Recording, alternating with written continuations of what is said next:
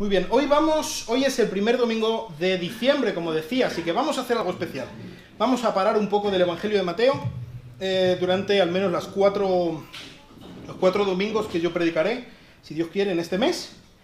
Y me gustaría hacer algo diferente. Una de las tradiciones navideñas que tenemos aquí en España es hacer un Belén, ¿verdad?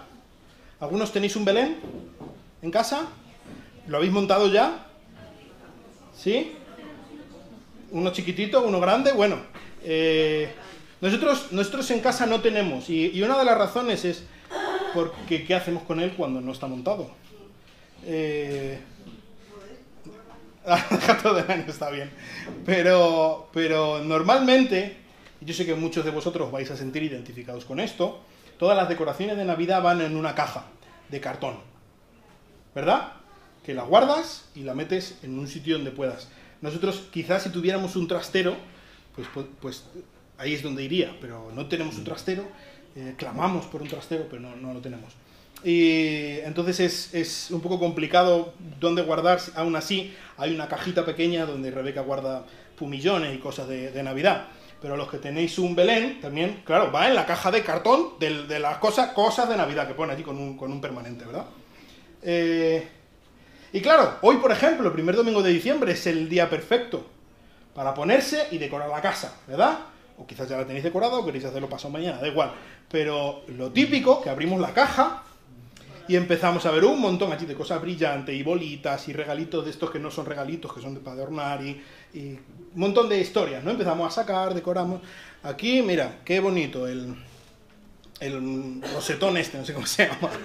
Qué bonito. Está ahí puesto y ponemos una piña allí, ponemos una bola por aquí, el árbol de Navidad y el Belén, ¿no? El Belén, cogemos, está el portal de Belén, lo ponemos y ponemos ahí a José y María y el burro y la vaca y los pastorcillos, qué bonito los pastorcillos, ¿verdad? Y con el rebaño.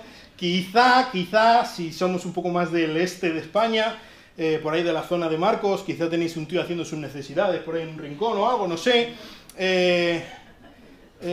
Quizá tenéis a los soldados romanos, está Herodes, allí los reyes magos con los camellos, ¿verdad? Trayendo los regalos, un montón de cosas, pero hay algo que es difícil de encontrar. ¿Por qué es lo más chiquitito? Es que se pierde allí entre la caja tanto espumillón, y tantas bolas, y los pastores, y las ovejas. ¿Dónde está lo más chiquitito que no lo encontramos y revolvemos igual hasta se nos ha perdido? Porque es que es tan chiquitito. ¿De qué estoy hablando? ¿Qué es lo más chiquitito? Un bebé, ¿verdad? Jesús. Y qué bonito todo, y qué bonito los pastores ahí, y qué bonito las ovejas, y el caganet que ponen allí, qué bonitas todas las cosas, ¿no? Y resulta que no ponemos porque se nos olvida, porque se nos pierde entre tanta cosa el niño de Belén. Y me gustaría que en estas Navidades no nos pasara eso. No nos pasara que entre tanto espumillón y tanta comida familiar, y tantos regalos, y tantos buenos deseos, y Papá Noel, y decorar la casa, ir a comprar al Corte Inglés, y que se nos pierda, que no encontremos, que no prestemos atención al niño de Belén. Por eso me gustaría que durante estos 4 domingos que vamos a tener antes de Navidad, estemos intentando encontrar al niño de Belén. Estemos intentando buscar quién es este niño. Realmente, ¿por qué estamos celebrando la Navidad? ¿Quién es el niño que estaba en el pesebre? ¿Quién es ese niño? Esa es la clave de todo. Y muchas veces, y este año seguro que volverán a decirnos 1000 historias, ¿de qué va realmente la Navidad? Y no, es que la Navidad no va de regalos, va de estar con los tuyos y quererlos mucho y sentirnos bien. Y la Navidad no va de turrones, sino va de el calentito en el corazón. Vamos a ver de qué va realmente la Navidad. Y es esta la búsqueda que vamos a hacer durante 4 domingos diferentes. Y no sé si alguna vez os habéis preguntado ¿por qué tenemos 4 evangelios? Porque hay 4. no podía haber alguien escrito un relato unificado que dijera todas las cosas que están en los 4 evangelios y sería más sencillo, sencillamente, la historia de Jesús, chimpún, porque hay 4. ¿Alguna vez lo habéis preguntado? Los 4 evangelios son 4 puntos de vista, son 4 perspectivas. Lo que queremos es ver a Jesús desde un ángulo tridimensional, verlo desde todos los puntos de vista posibles, para conocer realmente quién es este niño de Jesús. Así que lo que vamos a estar viendo durante estos cuatro domingos es 4 perspectivas, 4 puntos de vista de quién es ese niño. Porque un domingo no nos bastaría, con 4 no nos basta tampoco.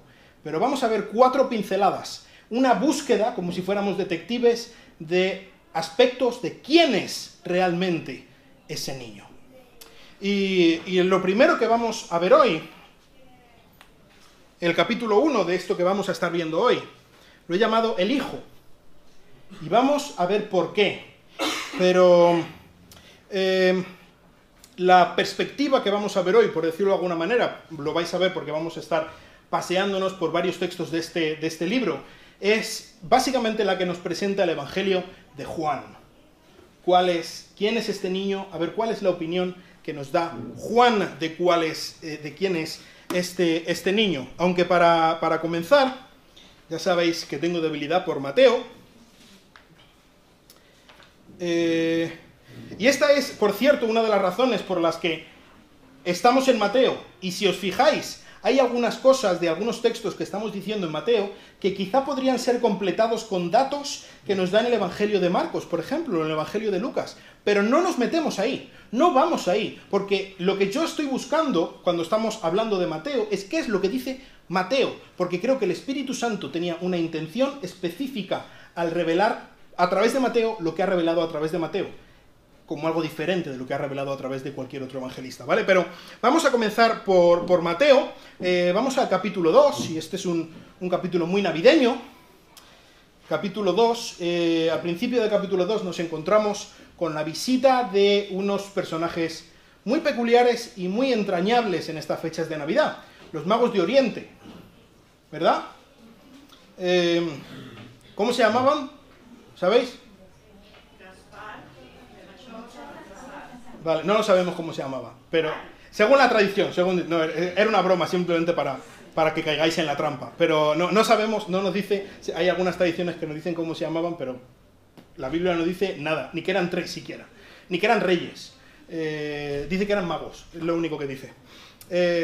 Hace algunos años estuvimos hablando de estos personajes en un pasaje, en una predicación en Navidad, pero dice a partir del versículo 1 en el capítulo 2 de Mateo: después de nacer Jesús en Belén de Judea en tiempos del rey Herodes, he aquí unos magos del oriente llegaron a Jerusalén diciendo: ¿dónde está el rey de los judíos que ha nacido? O, otra traducción posible de esto sería: ¿dónde está el que ha nacido rey de los judíos?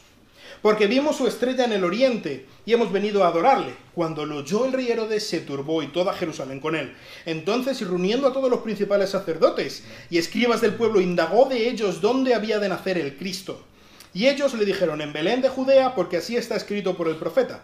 Y tú, Belén, tierra de Judá, de ningún modo eres la más pequeña entre los príncipes de Judá, porque de ti saldrá un gobernante que pastoreará a mi pueblo Israel. Vamos a orar.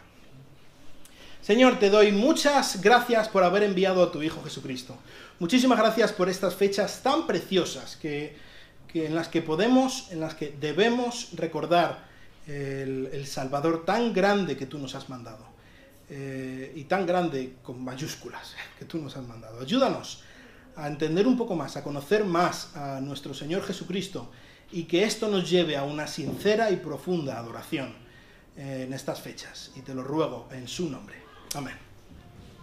Muy bien, pues aquí tenemos la visita de estos magos que llegan, por lo visto, detrás de una estrella. No nos vamos a meter mucho en esto, podríamos hablar bastante qué pasa con esa estrella, de dónde viene, qué sabían ellos de la estrella, qué tiene que ver con el Cristo, pero ellos van detrás de una estrella y llegan hasta Jerusalén, y ellos, según lo que habían entendido por el mensaje en las estrellas, era un mensaje, era una señal de que había nacido el rey de Israel. Es curioso, si os fijáis, porque había nacido el rey. Los reyes no nacen. Uno llega a ser rey. Quizá naces príncipe, porque eres el hijo del rey, ¿verdad? Pero un rey que nace, ¿cómo se nace rey? Es una cosa un poco curiosa, ¿no?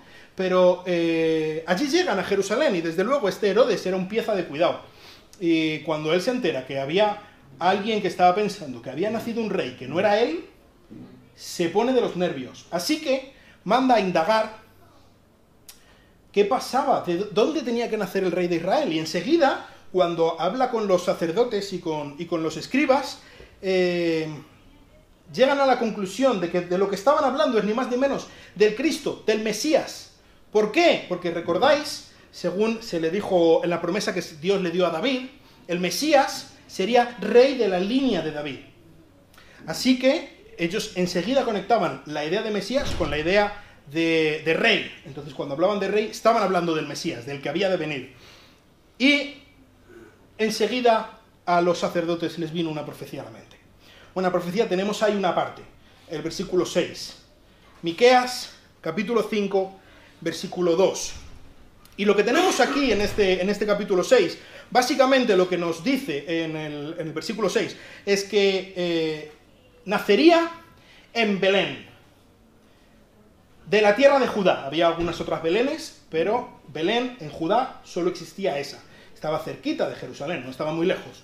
Y en el... básicamente la idea es que aunque Belén era una ciudad muy chiquitita en esta época, muy pequeñita, era un pueblecito, pues aunque fuera un pueblecito que a nadie le importaba, que parecía como que ni iba ni venía, pues de ese pueblecito tan pequeñito vendría alguien que sería muy importante, muy grande, muy poderoso, tanto que sería el rey, el soberano, el Señor, sobre todo Israel. Y eso, hasta ahí es hasta donde llega el mensaje que tenemos aquí en Mateo. Es algo así como, aunque nazca en un sitio pequeñito, cuidado con él, porque es muy grande el que va a nacer.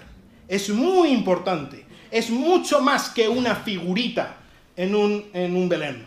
Es mucho más que un bebé bonito en una estampa así bucólica y entrañable en el establo rodeado de animalitos. Es mucho más que eso.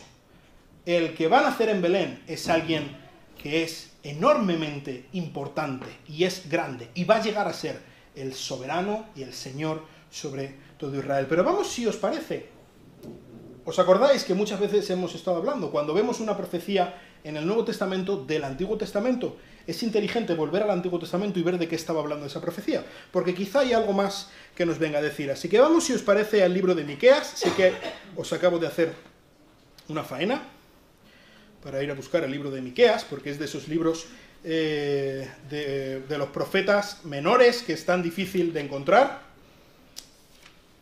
Miqueas, capítulo 5, versículo 2, encontramos casi literalmente el mensaje que nos transmite Mateo, pero hay algo más, y ese algo más es tremendamente importante. Miqueas 5:2, pero tú, Belén Efrata, aunque eres pequeña entre las familias de Judá, de ti saldrá el que ha de ser gobernante de Israel. Básicamente es lo mismo, ¿verdad?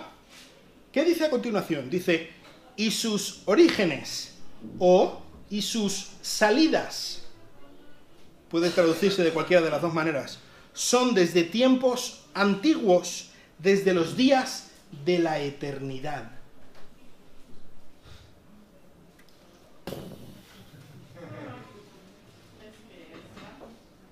¿Qué dice Miqueas? No solamente es que es alguien tremendamente importante, está diciendo que este niño que nacería en Belén, en un pueblecito pequeñito, aunque naciera ahí, su origen no estaba en Belén. Que este niño no nació en el año -4 o 5 a.C., que nació probablemente Jesús, sino él ya estaba presente, él ya estaba ahí, desde los días de la eternidad. ¿Cómo puede ser? ¿Quién es este niño? es algo que cuesta mucho de pillar, ¿verdad? Es increíble, no me salen las palabras. Vamos un momento al libro de Juan, capítulo 1 y versículo 15.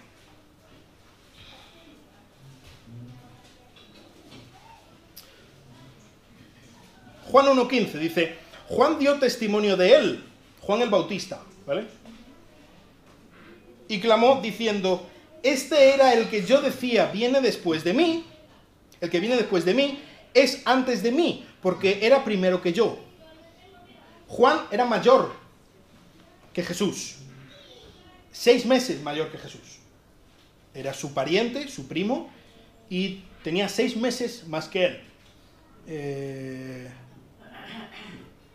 ¿Cómo puede ser que Juan diga, este que viene después de mí?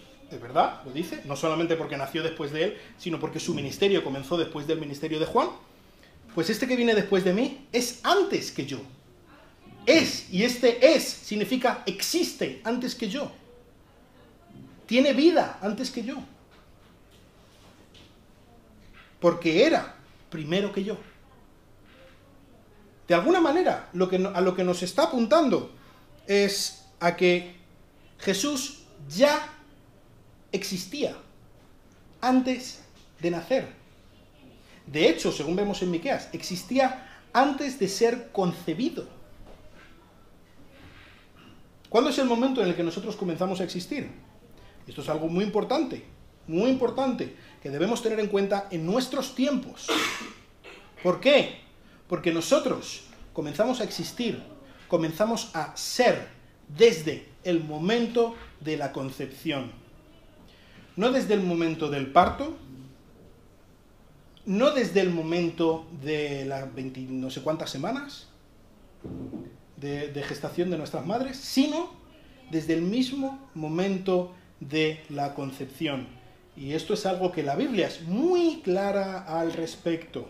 Y según esto, y no hace falta meternos en la Biblia, según la ciencia, según hechos científicos, naturales y objetivos, el hecho de matar a un ser humano en el vientre de su madre es matar, es asesinar a un niño.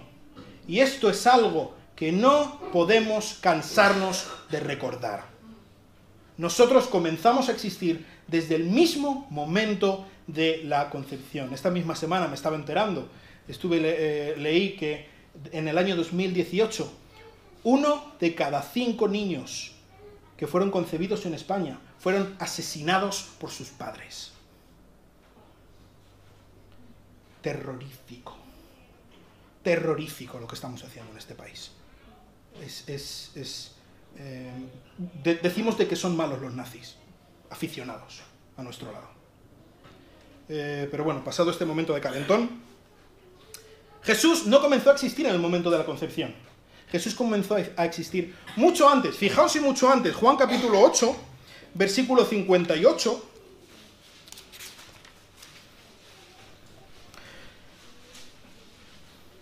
Juan 8:58, Jesús les dijo: en verdad os digo, antes que Abraham naciera, yo soy. Antes que Abraham naciera, antes que naciera el padre de los israelitas, el gran patriarca, no antes que Dios le llamara de los caldeos, no, antes que naciera, ya Jesús estaba ahí.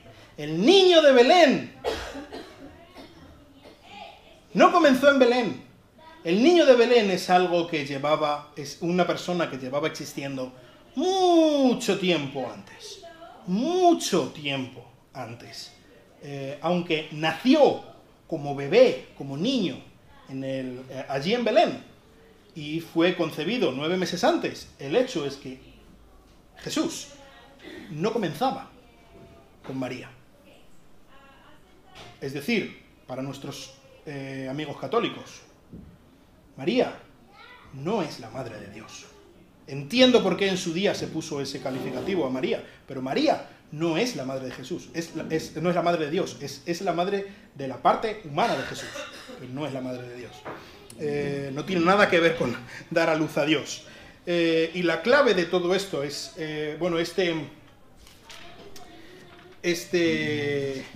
esta doctrina de que Jesús ya existía antes, mucho antes de que naciera, se conoce normalmente como la doctrina de la preexistencia de Dios. Él existía anteriormente. Pero esto podemos llevarlo incluso más allá en esta búsqueda. Dice en Juan, volvemos a Juan 1, capítulo 1, versículo 14. Probablemente uno de los versículos más famosos. Dice, y el Verbo se hizo carne. Aquí está la clave de todo. Y el Verbo se hizo carne y habitó entre nosotros, y vimos su gloria. Gloria como del unigénito del Padre, lleno de gracia y de verdad. Lo que pasó, lo que ocurrió con María, para que ella tuviera en su seno a Jesús, no fue que se inició una persona, no fue el comienzo de un ser, sino que el Verbo se hizo carne. El verbo, esta palabra, el verbo es una palabra que tiene mucho significado, un significado muy amplio. Y no nos vamos a meter mucho en esto, pero básicamente una de las cosas, luego vamos a hablar un poco más de ello, a las que está apuntando, es que este verbo, esta palabra, en griego puede traducirse como palabra, como mensaje, como incluso predicación. Esta palabra de Dios está apuntando a, y Dios dijo, hágase la luz, y la luz se hizo. Es el agente por medio del cual Dios creó. Es la revelación de Dios. Cuando yo estoy hablando ahora, os estoy transmitiendo un mensaje por medio de palabras, pues esa palabra a través de la cual Dios emite ese mensaje es Cristo. Dice en Hebreos capítulo 1 que en tiempos antiguos, por medio de los profetas, Dios se reveló, pero en estos tiempos Dios se ha revelado de la manera definitiva, y es a través del Hijo, del Verbo de Dios. Pues este Verbo, esta expresión de Dios, que existía desde siempre, desde tiempos antiguos, desde los días de la eternidad, adoptó la naturaleza humana. Se hizo carne. Fíjate que dice se hizo carne. No dice parecía carne. Se disfrazó de carne. Se hizo como carne. La gente pensaba que era carne. No. Dice que se hizo carne. Jesús, al hacerse hombre, no restó nada a la naturaleza que ya tenía. Lo que hizo fue sumar. Él a su naturaleza divina añadió una naturaleza humana. Por lo tanto, Jesús es 100% hombre, completamente hombre. Tan ser humano, tenía un ADN tan de hombre y unos sentimientos de hombre, y era tan hombre como lo puedes ser tú o lo puedo ser yo. Jesús era completa y absolutamente hombre. ¿Por qué? Porque si Jesús no fuera un hombre, completa y absolutamente un hombre, no podría pagar por los pecados de los hombres. Jesús no puede ser un buen abogado de parte de los hombres delante del Padre si no es un hombre. Jesús no puede entender a los hombres y nuestras luchas y nuestro pecado. Él no pecó, pero llevó nuestro pecado. No puede entendernos completamente si no se hace un hombre. Así que Él se hizo absolutamente un hombre. El Verbo se hizo carne. Adoptó la naturaleza de un hombre. Naturaleza de siervo, dicen Colosenses. Y esto es algo tremendo, teniendo en cuenta que Él era el Verbo, que Él era la revelación de Dios, que Él existe desde los días de la eternidad. Pero el tema de la preexistencia, como estábamos diciendo, no se queda solamente ahí. Apunta a algo mucho más grande. El niño que estaba en el pesebre no es sencillamente un ser que había existido antes, como por ejemplo piensan los testigos de Jehová, que él era un ser, una creación, un ángel de Dios que se adoptó una naturaleza humana. No, No es sencillamente alguien que existía antes. La cosa va mucho más allá. En este mismo capítulo de Juan, en el capítulo 1, sigue o empieza hablando del verbo. Dice, en el principio, Juan 1.1, existía el verbo, y el verbo estaba con Dios, y el verbo era Dios. En el principio existía el verbo. En el principio, este comienzo del Evangelio de Juan, quizás suena de otro comienzo, de otro libro. Génesis. En el principio creó Dios los cielos y la tierra, ¿verdad? En el principio. Las palabras que están en el original en griego en el Evangelio de Juan, en el original en hebreo en el libro de Génesis, se solapan, son exactamente las mismas. En el principio. Están hablando de un tiempo en concreto. De un tiempo en el que todo se creó. El momento, el punto de partida en el que el mismo tiempo comenzó a arrancar. Antes no había nada. No existía nada. ¿Por qué? ¿Por qué sabemos que no existía nada? Porque está hablando de el principio. No de un principio de algo. No el principio cuando Dios creó el mundo. No. Todo. En el momento en que Dios creó. Cuando no existía nada. Al principio de todo ya había algo. El verbo. La expresión de Dios. Pero no se queda ahí el Evangelio de Juan en este versículo. Dice, el verbo estaba con Dios. O sea, estaba Dios y estaba este verbo. Estaban juntos. Antes de que nada existiera, estaban los dos. ¿Entendéis? Estaban los dos juntos. Pero continúa y le da otra vuelta, otra rosca. Y el verbo era Dios. Si estáis perdidos, os entiendo. Os comprendo perfectamente. Nos encontramos, hermanos, ante el insondable, el incomprensible misterio de la Trinidad. Aquí está hablando del Verbo, es decir, el Hijo, y de Dios, es decir, el Padre. Luego, más adelante, también en el Antiguo Testamento se nos habla, pero sabemos que hay otra persona en la Trinidad, el Espíritu Santo. Pero sabemos, por ejemplo, nos dice Deuteronomio 6.4, oye Israel, Jehová tu Dios, Jehová uno es, ¿verdad? Solamente hay un Dios, solo existe un Dios, no hay más que un Dios. No hay más dioses, solo hay un Dios. Nuestro Dios es uno, un único Dios. Pero, si no entendéis lo que os voy a decir, lo comprendo perfectamente. Esta es la manera en que se ha formulado, pienso que una de las mejores maneras en que se puede formular la Trinidad, aunque no lo podemos entender. Dios es uno, pero en la unidad de la divinidad coexiste en tres personas diferentes, semejantes en poder y en dignidad. Dios es uno, pero también es tres personas. Y estas tres personas, cada una de estas tres personas, son Dios, completamente y con todos los atributos. Jesús no es menos Dios que el Padre. Ni el Espíritu es más Dios que el Padre o que Jesús. Los tres son Dios. Y por lo tanto, merecen toda nuestra adoración, toda nuestra obediencia, toda nuestra vida.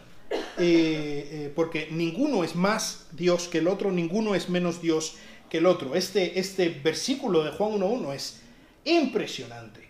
Es como un diamante en bruto que cada día podemos excavar y cada día no acabaremos de ver la riqueza, la profundidad. ¿Qué pasa? ¿Lo entendemos? Yo no lo entiendo. Yo no entiendo completamente qué significa esto, pero ¿sabes? Esto es genial. Tenemos un Dios que no podemos comprender. ¿Por qué? Porque Él es Dios y nosotros no. Si Dios fuera tan pequeño que nosotros pudiéramos entenderlo, entonces no sería Dios. Es que Dios es Dios y nosotros no. Dios es eterno, Dios es infinito, Dios es todopoderoso y nosotros somos pequeños, con la mente pequeña, con el entendimiento pequeño y no podemos abarcar. No podemos entender lo que es Dios. Así que básicamente este versículo tan impresionante lo que nos está diciendo es que el niño que estaba en Belén era ni más ni menos que Dios mismo. No solamente Dios mismo, es el que creó, es el que sostiene, es el que da vida a todo lo que existe. El niño indefenso, tumbado en el sitio donde comen los animales. No hay sitio más insalubre en el mundo, os lo aseguro. Nadie querría que su niño durmiera ahí. Ese niño que está ahí, porque no había sitio para él en el mesón. Es ni más ni menos que el que creó las galaxias. El niño que estaba ahí es Dios mismo. Otro de los pasajes que solemos ver en Navidad, en Isaías, capítulo 9, Isaías 9:6, dice, porque un niño nos ha nacido, un hijo nos ha sido dado, y la soberanía reposará sobre sus hombros, y llamará su nombre. ¿Cómo se llamará este niño que nacerá? Admirable consejero, Dios poderoso. ¿Cómo? ¿Veis? De nuevo, el niño, este niño, es Dios. Esto no es algo que se inventó Juan. El tema de la deidad del Mesías, como ya veíamos, por ejemplo, el otro día cuando hablábamos del título de Jesús, del Hijo del Hombre, ¿verdad? Que es un título que apunta ni más ni menos a que este es Dios. Pues de igual manera, el niño que nacería en Belén, ya desde cientos de años antes de que naciera, se decía que es Dios. Dios poderoso, Dios fuerte, Padre eterno. No que el niño fuera el Padre, como el Padre, a diferencia del Hijo en la Trinidad, sino que este niño también tendría el título de Padre. Y existía desde la eternidad. Príncipe de paz, el aumento de su soberanía y de la paz no tendrá fin sobre el trono de David y sobre su reino, para afianzarlo y sostenerlo con el derecho y la justicia desde entonces y para siempre. El celo del Señor de los ejércitos hará esto. De nuevo tenemos otra revelación más de que este niño es ni más ni menos que Dios mismo. Algunos otros sitios donde podemos verlo muy claro. Uno de los textos más poderosos en cuanto a quién es Jesús lo encontramos en Filipenses capítulo 2, en el que nos habla de la humillación voluntaria que Cristo tuvo.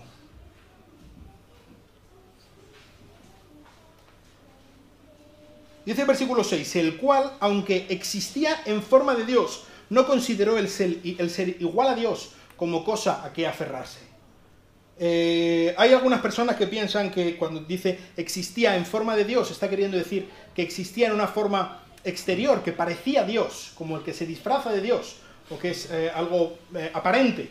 Pero no, porque si os dais cuenta, dice un poco más adelante en este versículo, no consideró el ser igual a Dios, el tener forma de Dios, es lo mismo que ser igual a Dios. Lo que estaba diciendo es que Jesús es total y absolutamente Dios. Pero esto no fue un impedimento para que él lo dejara todo a un lado, para hacerse ese niño, bebé, que se hacía caca, tumbado en el sitio donde comen los animales. Una humillación absoluta. Él no se hizo un hombre y nació en el palacio de Herodes. Él no se hizo un hombre y nació aquí en el Hospital Príncipe de Asturias. Él no se hizo un hombre y nació en el mejor de los sitios, rodeado de todos los cuidados y sirvientes. Él se hizo un hombre y nació donde comen los animales. Él es Dios mismo, el Todopoderoso, pero eso no fue un impedimento para que Él lo dejara todo, y todo es todo, a un lado. Dice en Colosenses 2:9, toda la plenitud de la deidad reside corporalmente en Él. Desde luego no nos puede quedar ninguna duda. El niño que está en el pesebre no es solamente un niño, absolutamente un niño, con todas las de la ley, sino que además es Dios mismo, total y absolutamente Dios mismo, con todas las de la ley. Él es el gran Señor, el gran Creador. 1 Corintios 8:6 también nos habla que Él es el creador. Él es el sustentador. Colosenses 1:16. Pero ¿sabéis? Jesús no es sencillamente el Dios en un sentido abstracto. Él es un Dios muy específico. Y lo encontramos también de nuevo si volvemos en el libro de Juan. Juan es muy específico en cuanto a esto. Cuando Dios se reveló a Moisés en el libro de Éxodo, por ejemplo en el capítulo 4, versículos 13 al 15, nos habla que Dios le dice a Moisés: yo soy el que soy.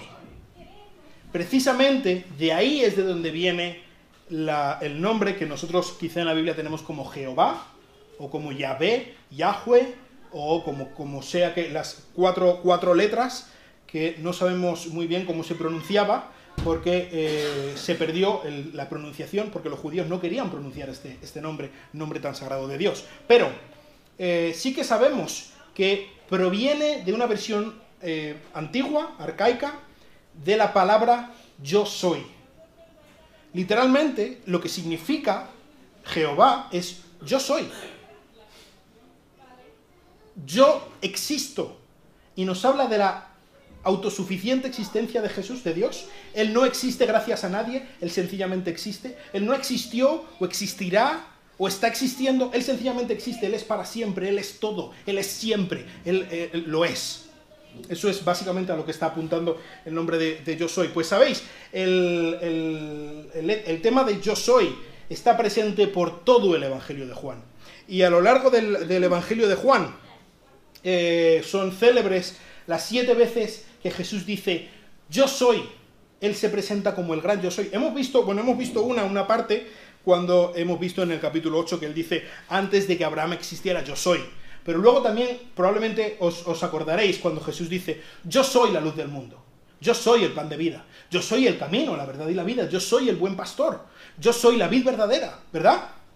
Todos estos yo sois famosos que Jesús dice en el Evangelio de Juan, además de que Él está diciendo un mensaje específico, algo que nosotros necesitamos, que Él es, realmente lo que está diciendo es yo soy ese Dios que se presentó, que se reveló a Moisés. El que estaba en la zarza ardiendo soy yo.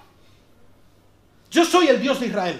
Yo soy el Todopoderoso que abrió el mar rojo para que pasaran los israelitas. Yo soy el que dio el maná a los israelitas durante 40 años. Yo soy realmente el que ha estado cuidando a Israel. Y ahora, y muchas otras veces podemos ver a Jesús a lo largo de todo el Antiguo Testamento. Y entonces podemos entender mucho mejor lo que dice Miqueas. Sus salidas son desde tiempos antiguos, desde los días de la eternidad. Jesús no es solamente el Dios que se echa la siesta. Jesús es el Dios que ha estado involucrado con la historia del hombre. Jesús es el que ha ido encaminando toda la historia de Israel para que pudieran hacer Él mismo para poder morir por nosotros. ¿Sabéis? Jesús no es solamente un Dios abstracto. Jesús es el que ha guiado cada pieza para tener la oportunidad, escuchadme, de morir por ti. Jesús es el que lleva actuando en nuestra historia desde que comenzó para poder morir por ti. Ese es el niño que estaba en Belén. Ese es el niño que yacía en un pesebre. Ese es y no otro. Jesús no es ningún monigote bonito en un Belén.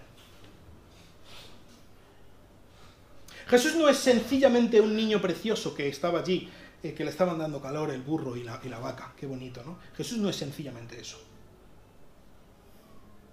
Jesús es Dios mismo, es el Dios eterno, es el gran Señor, es el creador de los átomos que forman tu cuerpo. Los hizo Él. Él mismo fue el que los hizo. Él es el Dios de amor. Él es el Dios precioso que ha movido la historia para poder perdonar tus pecados. Pero escucha, Él también es el Dios que envió un diluvio a destruir la tierra. Jesús es el Cordero que murió en el día de la Pascua para que pudieran salvarse los primogénitos de Israel. Pero escucha, Jesús también es el ángel de la muerte, que bajó y mató a todos los primogénitos de la tierra de Egipto. Jesús es el gran Salvador que vino, pero también es el gran juez que vendrá. Jesús no es un personaje entrañable y achuchable. Jesús no es sencillamente nuestro colega. Jesús no es una imagen que poner en el Facebook o que poner en nuestras ventanas. Ha nacido Dios y tal. Jesús es lo más grande, es la mayor autoridad, es lo más importante que ha ocurrido en toda la historia de la humanidad. No debemos banalizar el nacimiento de Jesús como un tiempo de alegría y de festejo y de estar con los amigos y con la familia, y no tengo nada en contra de todo eso, créanme. Pero hay algo mucho más importante que celebramos en Navidad. Mucho, eterna, infinitamente más importante que celebramos en Navidad, que estar con los amigos y comer turrón. Y es que Dios mismo se ha hecho un hombre para morir por ti. Para llevar tu pecado, para que tú no tuvieras que llevarlo, para pagar por tu maldad. Por tu maldad. No sencillamente por la maldad de la humanidad, por la tuya. Porque tú y yo lo merecemos. Porque tú y yo tendríamos que haber estado colgados en esa cruz. Y no te confundas. El pesebre no fue sino el primer paso a la cruz. El que nació en el pesebre ya tenía la mente puesta en la cruz. Porque allí es donde tendríamos que haber estado tú y yo. Y porque Cristo prefirió pasar por el infierno a que nosotros fuéramos al infierno. Eso es precisamente lo que Él hizo. Jesús es Dios. Respetémoslo como Dios. Adorémoslo como Dios. Él es Dios. El Dios sobre todo. Por lo tanto, Él es digno de nuestra mayor obediencia. Él es digno de nuestra adoración. Él es el que merece toda nuestra vida. Ya lo estábamos viendo el domingo pasado. Él merece todo lo que somos. Todo. Y no se conforma con menos. Porque, ¿sabes? Él nos dio todo y no se conformó con menos. Él dio hasta la última gota de su sangre. Por lo tanto, debemos obedecerle hasta el último aliento de nuestras vidas. Pase lo que pase, pero lo bueno es que podemos hacerlo sabiendo que si le estamos obedeciendo, ese pase lo que pase va a ser algo tremendamente bueno. Para nosotros y para nuestras familias. ¿Quieres el bien para tus familias en este tiempo de Navidad? Sí lo quieres, ¿verdad? Queremos que nuestras familias estén bien, queremos que estén alegres, queremos que las personas que hayan discutido, que se vuelvan a hablar, que sea un tiempo de reconciliación, que sea un tiempo de amor, un tiempo familiar, un tiempo precioso. ¿Qué tenemos que hacer? Obedecer a Dios. Tenemos que respetar a Jesús como lo que realmente es. Y ¿sabes? Él hará lo demás. Nuestras familias verán la diferencia, podremos impactar sus vidas de la mejor manera posible. Muchas veces he pensado en lo que pasaría por la cabeza de los magos cuando llegaron allí delante de este niño y se encontraron ante el mayor milagro, ante el mayor misterio de la humanidad, de la historia. El gran misterio de la encarnación, Dios hecho hombre, unido al gran misterio de la Trinidad, allí delante de ellos. ¿Qué hicieron? Se pusieron a hablar entre ellos, a discutir. No, porque si Dios es uno, ¿cómo va a ser tres? Si es tres, ¿cómo va a ser uno? ¿Qué? No. ¿Sabéis lo que hicieron? Se postraron y le adoraron. Nunca vamos a llegar a entender a Jesús. Lo que no es una excusa para no intentar aprender más de Él. Lo maravilloso de esto es que tenemos la eternidad entera para aprender de Él. Pero ¿sabes? Nuestra primera reacción ante Jesús no debe ser intentar entenderlo, sino adorarlo. No estoy diciendo que no debamos intentar entender a Jesús, pero lo primero que debemos hacer es adorarle, porque Él es Dios. porque Él lo merece. Él es el único que puede dar sentido a nuestras vidas. Jesús dijo, el ladrón viene solo para robar, matar y destruir, pero yo he venido para que tengáis vida en abundancia. Yo he venido para que tengáis eso que siempre habéis deseado. ¿Te crees que a Dios no le importan tus deseos? Él está mucho más interesado en que tú cumplas el propósito de tu vida que tú mismo. Él, el niño de Belén, ha venido para que tengamos vida, para que tengamos en abundancia. Que en estas Navidades, la primera parte de nuestros cuerpos que reaccione sean las rodillas. El niño de Belén es Dios mismo y no es otro. Me gustaría mandaros un reto para empezarlo hoy y hacerlo todos juntos. El libro de Lucas tiene 24 capítulos. Si hoy leemos el primer capítulo de Lucas y seguimos leyendo un capítulo cada día hasta el día de Nochebuena, el día de Navidad por la mañana nos despertaremos teniendo bien claro por qué nace el niño. Me gustaría que en estas Navidades lo primero que saquemos de nuestra caja sea la pieza que tenemos como más pequeñita. El niño chiquitito, qué bonito, ¿verdad? Que lo primero que hagamos sea cada día adorar a nuestro Dios. Porque el niño de Belén no es otro que Dios mismo. Vamos a orar. Señor, te doy muchas gracias por ser tan bueno, tan maravilloso, un Dios tan perdonador, con tanta gracia para nosotros, Señor. Pero también ayúdanos a entender que el niño de Belén es Dios mismo. Ayúdanos a respetar a Jesús como Dios. Ayúdanos a adorarle como Dios. Ayúdanos a hablar de Él como que es Dios. Ayúdanos a vivir nuestras vidas como que somos cristianos y eso significa que seguimos al niño de Belén, que es Dios. Y eso significa que si Él es Dios, nosotros no lo somos. Señor, perdónanos por cada día que vivimos pensando que nosotros somos Dios. Por cada día que vivimos pensando que nosotros tenemos la autoridad sobre nuestras vidas cuando tu Hijo Jesucristo la ha comprado por sangre. Ayúdanos a empezar este mes de diciembre pensando en el gran Señor que tenemos, en el gran niño que nació en Belén. Y te quiero rogar especialmente por cada una de las personas que están aquí que no han creído en Cristo como su Salvador. Mueve sus corazones, Señor, para que este mes de diciembre, en estas Navidades, puedan celebrar junto a nosotros que tienen un Salvador poderoso. Y te lo pido en el nombre de Cristo.